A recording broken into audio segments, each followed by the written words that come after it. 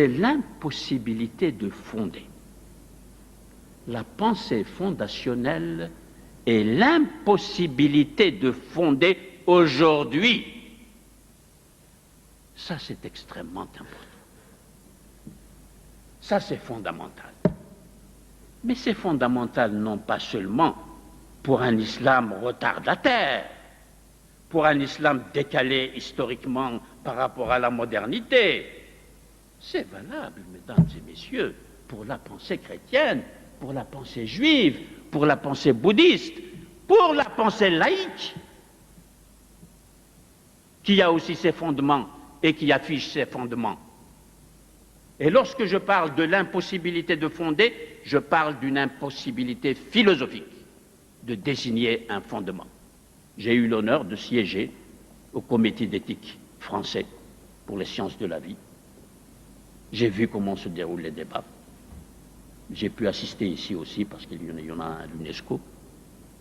Et vous voyez avec quelle prudence les membres du comité avancent pour se prononcer sur les problèmes si délicats d'une éthique de la personne humaine aujourd'hui et protéger la personne humaine aujourd'hui. Et le comité d'éthique fonctionne en reflétant la diversité des familles d'esprit et des familles intellectuelles qui vivent en France. C'est à ce titre que j'ai pu faire partie de ce comité. Donc il y a là, vous voyez, des problèmes tout à fait cruciaux qui ne viennent pas au débat dans des salles comme celle-ci et qui, plus gravement, ne viennent pas dans les lycées et collèges dans une initiation à une histoire de la pensée qui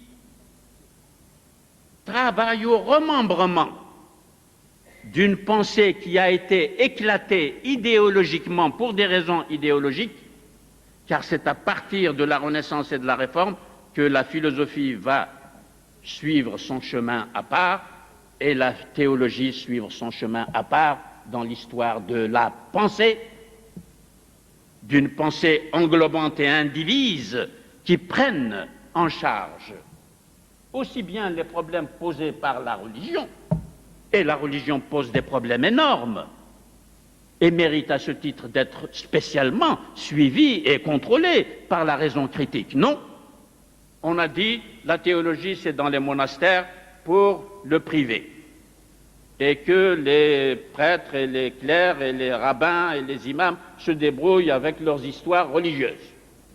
Et on appelle ça la liberté religieuse. Je m'excuse ici, j'ai l'air d'être critique à l'égard de certaines conceptions, de certaines pratiques de la liberté. Mais ça fait du mal de les envisager ainsi sans se préoccuper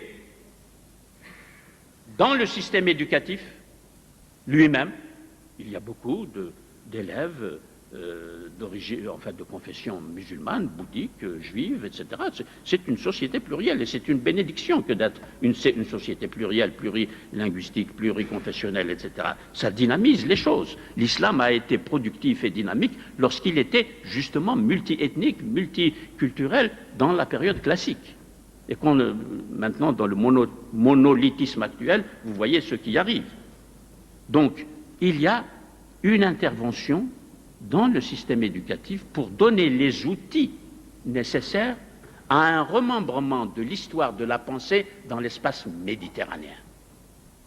Le remembrement de l'histoire de la pensée, c'est par exemple de prendre en considération le rôle de la chrétienté orthodoxe. Vous voyez tout de suite à quoi je fais allusion dans l'espace méditerranéen. Ce matin, une information nous a été donnée.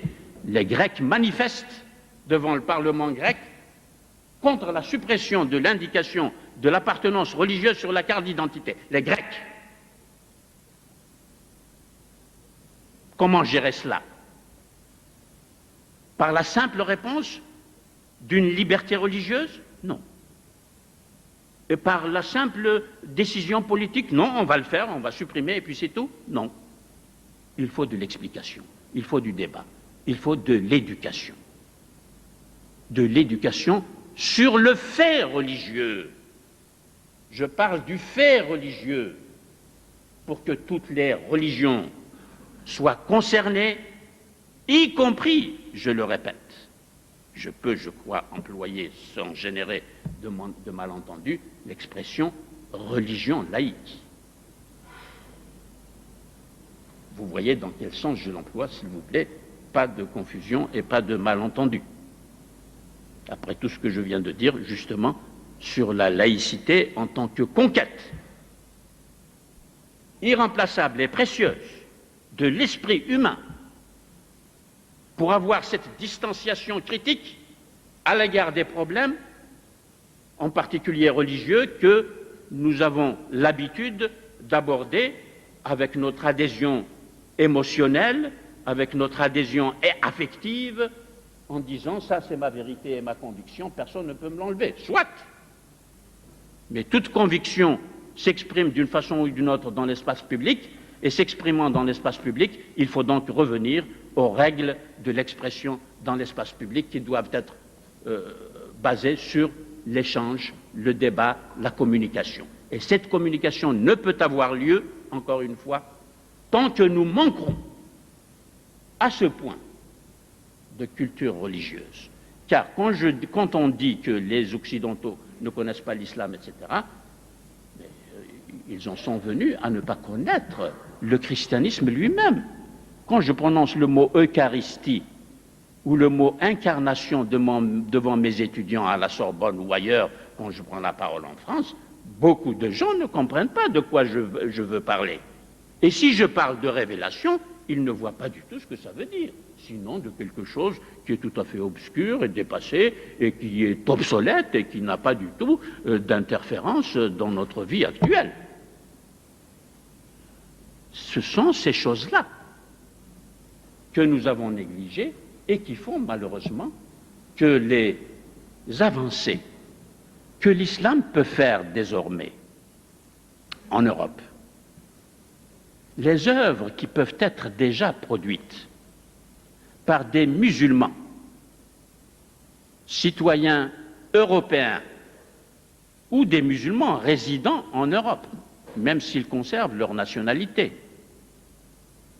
on peut produire des œuvres qui vont dans cette ligne d'une pensée novatrice, une pensée de dépassement de nos héritages respectifs qui, jusqu'à présent, du fait d'une évolution politique inégale, fondée sur l'inégalité des sociétés, et même sur l'exclusion de beaucoup de sociétés et de beaucoup de cultures, de donner des fondements, des points d'appui, des outils pour une pensée qui favorise l'interculturalité, intercréativité, ce qui est deux concepts tout à fait différents de la juxtaposition des cultures, du parallélisme que tendent à développer les champions des revendications identitaires et des revendications de différence pour construire des communautarismes. Il n'y a pas d'autre issue que la construction de communautarisme tant qu'il nous manquera à la fois ces espaces et ces outils pour lire de façon critique nos héritages respectifs.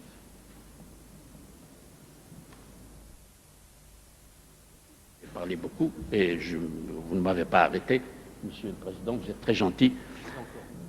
Oui, je peux... oui, je peux donc conclure calmement. Je pense que je suis resté calme jusqu'à présent. Oui, juste pour dire que nous avons à construire ensemble, dans une totale responsabilité historique, de nouveaux outils de penser un nouveau système éducatif dans tous nos pays pour introduire une étude des cultures qui ne soit pas une simple visite touristique ou exotique dans des cultures différentes, mais qui devienne une pratique. Par exemple, l'initiation à la logique bouddhiste. Il y a une pensée logique chez les bouddhistes qui est basée sur le tiers inclus, pas le tiers exclu. C'est un exercice formidable. Et il y a, dans la pensée mystique de toutes les religions, il y a des formes de pensée, des attitudes de pensée extrêmement riches et éducatives, qui doivent donc interagir avec les moyens de raisonner et les procédures de l'argumentation et de la démonstration de cette raison télé-techno-scientifique qui règne sans partage sur nos vies, sur nos cerveaux, sur nos pensées, sur nos institutions. Et ce travail est un travail de très longue haleine, il est devant nous. En Europe, on a toutes les ressources pour s'y engager. Ressources en chercheurs scientifiques, ressources en enseignants. Il y a beaucoup de personnes capables de fonctionner et qui fonctionnent, je le sais, dans cette direction. Mais de l'autre côté, il faut prévoir, justement, dans les rencontres méditerranéennes, euro-méditerranéennes, Barcelone, Stuttgart, etc. Voilà encore un autre chapitre qui touche à notre problème. Il faut parler dans ces rencontres euro-méditerranéennes pour que la responsabilité historique de l'Europe s'affirme davantage. Il faut parler des moyens de coordonner. Il n'y a pas, évidemment, rien à imposer. Il faut tout négocier et débattre. Mais il faut ouvrir des débats sur la nature des programmes d'enseignement, de l'histoire des cultures dans le pourtour de la Méditerranée, pour que les échanges se fassent et que les modifications ne se passent pas uniquement d'un seul côté. Car les Européens ont fait des efforts, par exemple, je le sais, pour modifier, par exemple, les manuels d'histoire. Mais c'est très insuffisant ce qui a été fait. On en reste, comme je vous l'ai dit, à une visite rapide, touristique, qui n'apporte absolument aucune initiation sérieuse, comme celle, par exemple, d'initier à l'élaboration historique du concept de révélation, en faisant expliquer, je l'ai fait, même au lycée. J'ai commencé à enseigner à l'âge de 20 ans au lycée de Maison-Carrée en Algérie. J'ai un de mes anciens élèves qui est ici, M. Muta, un homme connu de la République, un serviteur de la République, qui peut témoigner qu'en classe de première, et j'avais 20 ans, je soulevais le problème crucial de l'authenticité divine du Coran. Le problème de l'authenticité divine du Coran, traité avec les moyens de l'historien, de l'anthropologue et du linguiste. Et depuis, on n'a pas fait beaucoup de progrès dans cette voie-là. Donc, j'insiste sur ces voies multiples qui s'ouvrent devant nous et sur cette histoire qui sera alors une histoire mobilisatrice pour la jeunesse, parce qu'on verra à ce moment-là des horizons de sens nouveaux apparaître et dans lesquels les jeunes peuvent s'investir. De cela aussi, je peux témoigner des réactions enthousiastes de mes publics nombreux lorsque je leur présente les choses de cette façon-là. J'espère donc que cette session, ce colloque, encore une fois, pour lequel nous sommes infiniment reconnaissants à Monsieur le ministre de l'avoir permis, comptera, et j'espère surtout qu'il aura des suites au niveau gouvernemental, au niveau des institutions de la société civile, des initiatives de la société civile, et puisque je parle dans cette maison où j'ai souvent parlé, et Madame Rivière, nous nous connaissons, je souhaite que cette maison prenne en charge, car je sais que vous avez créé un département pour les religions, etc., et je sais qu'il y a des problèmes, prenne en charge ce problème des religions, non plus de façon étroite, ritualiste, cultuelle, mais dans cette vision large du rôle du facteur religieux, du fait religieux dans l'histoire de toutes les sociétés humaines d'hier et d'aujourd'hui.